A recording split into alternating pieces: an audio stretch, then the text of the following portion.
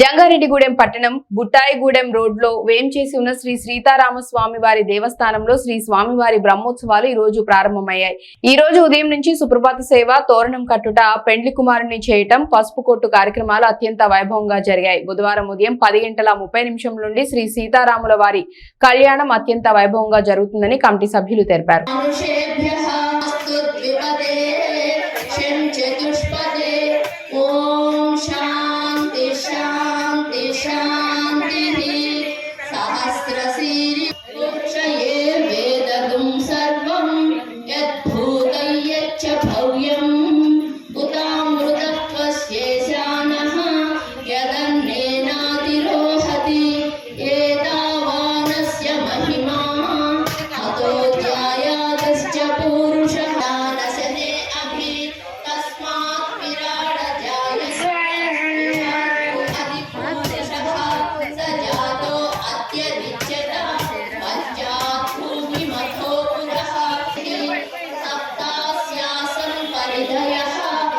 सप्त समिधकृता